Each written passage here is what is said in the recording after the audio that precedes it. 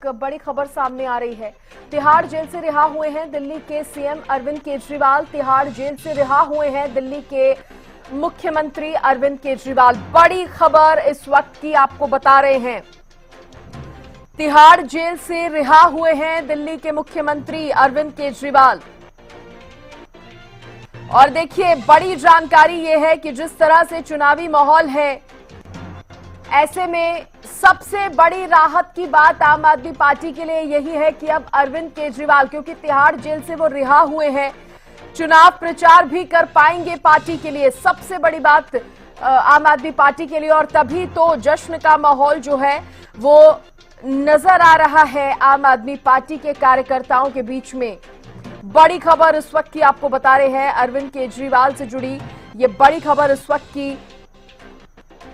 Tihar jail से रिहा हुए हैं दिल्ली के मुख्यमंत्री अरविंद केजरीवाल। इस वक्त की बड़ी खबर। कहा था ना जल्दी आऊंगा, ये कहना है अरविंद केजरीवाल का। सुप्रीम कोर्ट का शुक्रिया अदा किया है अरविंद केजरीवाल ने और कहा कि कहा था ना जल्दी आऊंगा। कल 1 बजे आम आदमी पार्टी ऑफिस में प्रेस कॉन्फ्रेंस भी होनी है। कल 11 बजे हनुमान मंदिर सीपी में मिलेंगे, अरविंद केजरीवाल ने कहा है। सीपी के हनुमान मंदिर जाने की बात कही है दिल्ली के मुख्यमंत्री अरविंद केजरीवाल ने और जनता से कहा वहीं मिलेंगे। बड़ी बात कहते नजर आए कि कहा था ना मैं जल्दी आ जाऊंगा। इसके साथ ही सुप्रीम कोर्ट का धन्यवाद।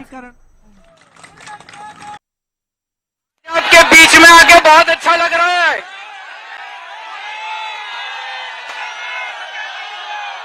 मैंने कहा था ना मैं जल्दी आऊंगा, मैंने कहा था ना जल्दी आऊंगा, आ गया।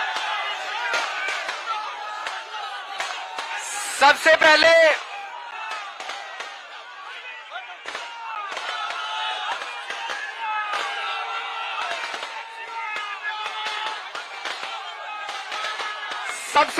मैं हनुमान जी के चरणों में वंदना करना चाहता हूं। हनुमान जी के आशीर्वाद से, हनुमान जी के आशीर्वाद से आज मैं आप सब लोगों के बीच में हूं।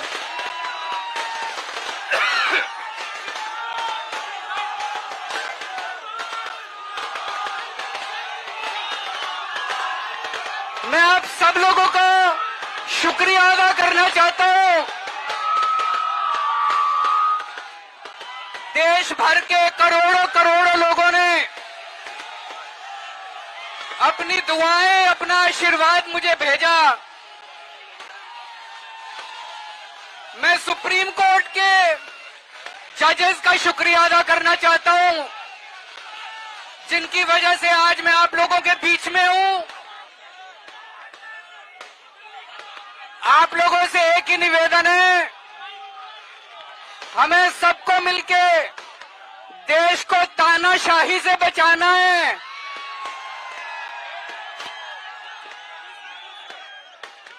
मैं तन मन धन से लड़ रहा हूं, संघर्ष कर रहा हूं तानाशाही के खिलाफ, लेकिन 140 करोड़ लोगों को तानाशाही से लड़ना पड़ेगा।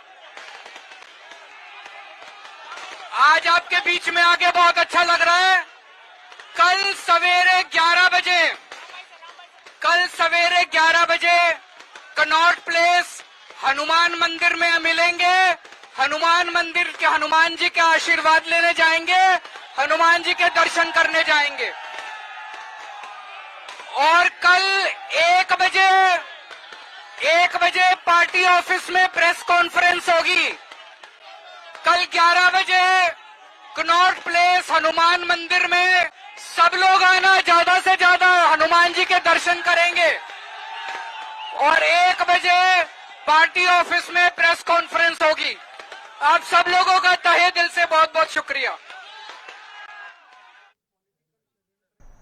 और देखिए, इसी पर ज्यादा बातचीत करने के लिए बीजेपी के प्रवक्ता विधु रावल जी भी मेरे साथ जुड़ गए हैं। रावल साहब, किस तरह से देख रहे हैं इस खबर को? देखिए, सामान्य खबर है, इसमें बहुत अच्छा नहीं है। का आरोपी लगातार बेल को डिनाई कर रहा था, वो आरोपी जो है ये कहकर कोर्ट में एप्लीकेशन लिख गया कि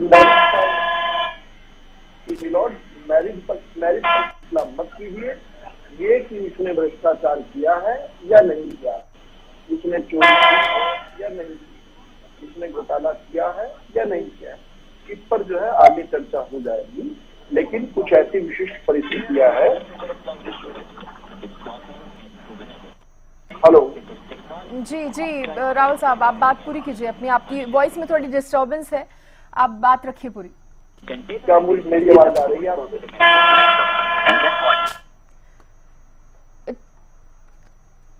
रावल साहब दोबारा आपसे संपर्क करेंगे माफी के साथ, क्योंकि वॉइस काफी डिस्टर्बेंस यहाँ पर टेक्निकल प्रॉब्लम की वजह से हो रही है। और देखिए आम आदमी पार्टी प्रवक्ता सुखबीर तंवर जी भी मेरे साथ जुड़ गए हैं। तंवर साहब कैसे देख रहे हैं इस खबर को? बहुत स्वागत सबसे पहले तो आपका। देखिए, जिस प्रकार से माननीय सुप्रीम कोर्ट ने सभी तथ्यों को अध्ययन करने के बाद जिस प्रकार का निर्णय दिया है, निश्चित तौर पे राष्ट्रीय संयोजक आम आदमी पार्टी अरविंद केजरीवाल जी को जिस प्रकार से भारतीय जनता पार्टी ने इस चुनाव प्रचार से मरहूम करने के लिए जो इनको अर्जी फर्जी मुकदमे में जेल भेजा, हालांकि उसका तो जो भी है वो भी कोर्ट के संज्ञान में है, लेकिन आज सुप्रीम कोर्ट का धन्यवाद करते हुए मैं कहना चाहूंगा कि भारतीय जनता पार्टी की जो व्यवस्था थी, जिस प्रकार से ईडी और सीबीआई का दुरुपयोग करके भारतीय जनता पार्टी ने अपने राजनीतिक विरोधियों को निपटाने का काम करने का प्रयास किया है, आज सुप्रीम कोर्ट ने बेहतरीन फैसला देते हुए ये जता दिया है कि भारतीय जनता पार्टी का जो ईडी सीबीआई का फार्मूला है वो इस देश में नहीं चलेगा और अरविंद केजरीवाल जी अब इंडिया गठबंधन के प्रमुख प्रचारक के तौर पे प्रचार करेंगे और निश्चित तौर पे जो इनका 400 पार का नारा था वो ध्वस्त हो चुका है। ये 150 पे रेंग के पहुंच जाए, यही बड़ी बात है। और हरियाणा की अगर मैं बात करूं, 10 की 10 सीट इंडिया गठबंधन जीत रहा है, इसमें किसी प्रकार का कोई संशय नहीं है। और आज जिस प्रकार के हालात हैं, जिस प्रकार से मोदी जी बौखलाए हुए हैं, जिस प्रकार की वो बात कर रहे हैं, जिस प्रकार से कोई मुद्दों की बात तो है ही नहीं, कभी कहीं चले जाते हैं, कभी कहीं चले जाते हैं। आज उनको जवाब देना चाहिए कि 10 साल में जो उन्होंने वायदा किया था C2+50 में किसान को न्यूनतम समर्थन मूल्य देने का, इसके अलावा किसानों की आय दुगनी करने का, इसके अलावा इस प्रकार और सुखबीर तंवर जी से ये भी साफ हो गया है, ईडी सीबीआई पर भले ही आपको भरोसा हो ना हो, कोर्ट पर पूरा भरोसा है आपको? निश्चित तौर पे कोर्ट पे हमें पूरा भरोसा है और हमारी लड़ाई ये नहीं है, हमारी लड़ाई बेल की नहीं है। मैं आपको कर देना चाहता हूँ, हमारी लड़ाई है कि जो ये फर्जी मुकदमा बनाया है, हम इस फर्जी मुकदमे के खिलाफ कोर्ट में लड़ रहे हैं। हमने सारी की सारी प्रक्रिया को चैलेंज किया है, ये हमारी लड़ाई है। और आज मैं पूछना चाहता हूँ, और निश्चित तौर पे बचे हुए समय में भी 2 करोड़ रोजगार प्रति वर्ष का वायदा था, वो कहाँ चला गया? अब परिवार को घर देने की बात थी, वो कहाँ चला गया? हर घर जल से विज्ञापन चल रहे हैं, निश्चित तौर पे। ठीक है, विद्यु रावल जी भी जुड़ गए हैं। रावल साहब जी देखिए, एक आरोपी जो कि दुर्दांत मामलों, भ्रष्टाचार के दुर्दांत मामलों में जिसने जमानत को अप्लाई किया था, उसकी मेरिट पर लगातार कोर्टों ने याचिका फाड़कर फेंक दी। उसके बाद इस आरोपी ने कहा कि ये लॉर्ड 20-21 दिन तक मुझे चुनाव प्रचार करने दीजिए, मैं इसके बाद जो है 21 दिनों बाद जो है खुद जो है कोर्ट के सामने आ जाऊंगा। कोर्ट ने जो है ये बात मान ली, जैसे किसी की ऐसी विशिष्ट परिस्थितियों में पहले भी लोगों को जमानतें मिली, लेकिन साथ साथ ये कहा कि जो घोटाला केजरीवाल ने किया है उसकी मेरिट पर कोई फैसला नहीं करना। अब केजरीवाल और उसकी पार्टी को बताना पड़ेगा कि जो पार्टी पैदा ही हुई थी भ्रष्टाचार के खिलाफ, उसके सुप्रीमो भ्रष्टाचार के मामलों में किस प्रकार से जेल के अंदर बंद रही है, किस प्रकार से जेल कोर्ट उनको भ्रष्टाचार के मामलों में जमानत तक देने को तैयार नहीं है। केवल विशिष्ट परिस्थितियां दिखा दिखाकर इन्हें जमानत लेनी पड़ी है। दूसरा जवाब इन्हें देना पड़ेगा कि ये खुद को आम आदमी कहते हैं। नहीं, लेकिन रावल साहब देखिए, कोर्ट ने भी ये माना है, कोर्ट ने भी ये कहा है कि केजरीवाल कोई आदतन अपराधी नहीं है।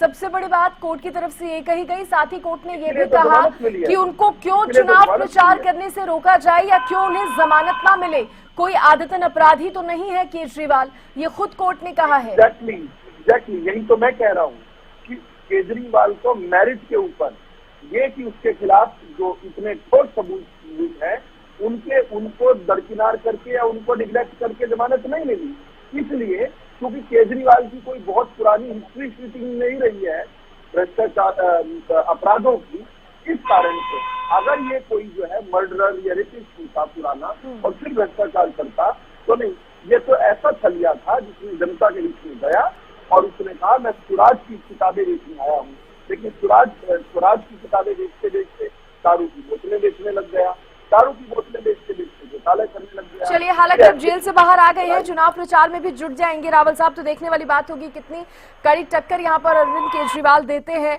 बहुत शुक्रिया आपका रावल साहब, आपका भी, और सुखबीर जी आपका भी।